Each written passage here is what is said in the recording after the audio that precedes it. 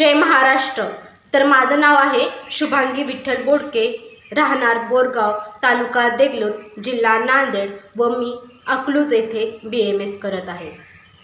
विषय आहे भारतातील निवडणुका ह्यावरून कीर्तन पण आतून तमाशा। भारतातील निवडणुकीतील राजकारण हे विकासावर नाही, विचारावर नाही, शिक्षणावर नाही, तर ते चालू आहे वर्णावर, धर्मावर, जातीवर आणि भावनावर। निवडणुकीतील राजकारण हे धोरण झालं नाही, निवडणुकीतील राजकारण हे संसद झालं नाही, तर ते झालं आहे वरून कीर्तन आणि आतून तमाशा।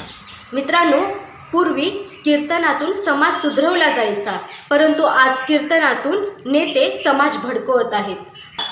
पूर्वी तमाशा हे मनोरंजनासाठी असायचा, परंतु आज तमाशा हे मतदानासाठी होत आहे। आज भारत देशाचा कारभार हा कथानक झाला आहे, विकास ड्रामा झाला आहे आणि जबाबदारी म्हणजे तमाशा झाला आहे। मित्रांनो, तमाशात प्रेक्षक हसतो, परंतु आज याच तमाशामुळे आपल्या भारताचं भविष्य रडत आहे। आज निवडणुका जवळ आल्यानंतर अचानक नेते जातीचा झेंडा उचलतात, धर्माचा नगारा वाजवतात, कुणी देवाचे भक्त होतात, कुणी गरिबाचे कैवारी होतात, तर कुणी संविधानाचे रक्षक होतात, परंतु कुणी याचा विचार करत नाही देशाचं भविष्याचं काय, देशातील वाढत्या तरुणाईच्या बेरोजगारीचं काय, बेकारीचं काय, गरिबीचं काय आणि शिक्षणाच्या दर्जाचं काय। कारण प्रश्न विचारणारा तरुण हा धोकादायक ठरतो, तर भावना भडकवणारा नेता हा लोकप्रिय ठरत आहे। निवडणूक प्रचार हा रियालिटी शो झाला आहे। कुणी जास्त भडकतो, कुणी जास्त ओरडतो, तोच लोकप्रिय नेता समजलं जातं। मंचावर भाषण, खाली गोंधळ, सोशल मीडियावर अफवा, जनतेसमोर तमाशा। मतं मागताना सांगितलं जातं, मी या जातीचा आहे, मला मत करा, मी या धर्माचा आहे, मला मत करा, पण कुणी सांगत नाही मी देशाचं भविष्य चांगलं करणार आहे, मी डॉक्टर APJ अब्दुल कलामचं स्वप्न पूर्ण करणार आहे, जे की भारताला महासत्ता बनवून देण्याचं, आणि कुणी याचा विचार करत नाही मी शिक्षणाचा दर्जा उंचवणार आहे। भारतातील संविधान हे स्वातंत्र्य, समानता, बंधुत्व, न्याय शिकवतं, परंतु आज निवडणुकीमधून विभाजन, द्वेष, असमानता, अन्याय चालू आहे।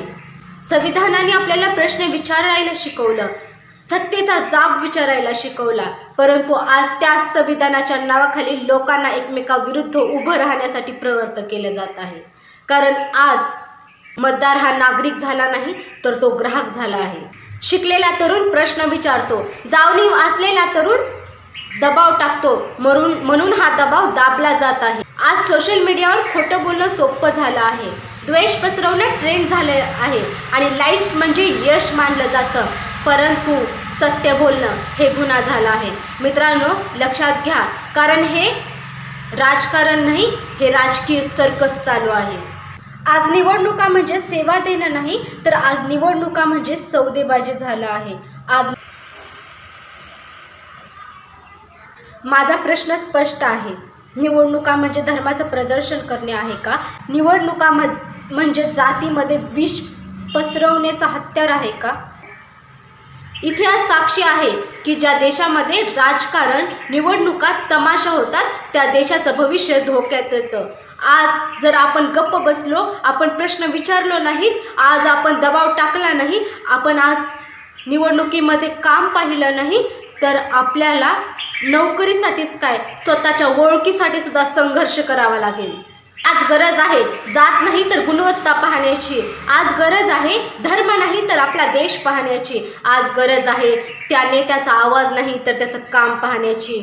मी तरुण पिढीला सांगते की तमाशामध्ये नाच करू नका, तमाशामध्ये नाच करू नका, त्यांच्या कीर्तनाचे प्रेक्षक बनू नका।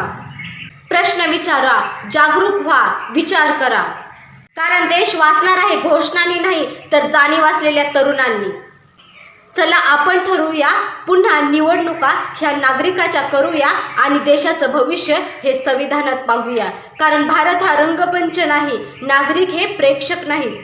आम्हाला घोषणा नको, आम्हाला उत्तर हवी, आम्हाला नाटक नको, आम्हाला न्याय हवा। जय भारत, जय लोकशाही, जय संविधान। प्रेक्षक हो, तुम्हाला आमच्या स्पर्धकाचा व्हिडिओ नक्कीच आवडला असेल. आता या स्पर्धकाला जिंकवून देण्यासाठी तुम्ही सुद्धा मदत करू शकता. या स्पर्धकाचा व्हिडिओ लाईक करून, तसेच स्पर्धकाला प्रेरित करण्यासाठी त्या व्हिडिओवर कमेंट करून आणि हो, जास्तीत जास्त लोकांपर्यंत हा व्हिडिओ शेअर करून. प्रबोधन बहुउद्देशीय संस्था ही महाराष्ट्रातील कानाकोपऱ्यात विविध सामाजिक आणि शैक्षणिक उपक्रम घेत असते. ही स्पर्धा सुद्धा या उपक्रमाचा एक भाग आहे आणि हो, या परिवाराचा तुम्ही एक हिस्सा पण होऊ शकता. प्रबोधन मधील विविध उपक्रमांचे अपडेट मिळवण्यासाठी या चॅनलला नक्कीच सबस्क्राईब करा. आणि हो, हा व्हिडिओ शेवटपर्यंत पाहिल्याबद्दल आपल्या सर्वांचे मनपूर्वक आभार.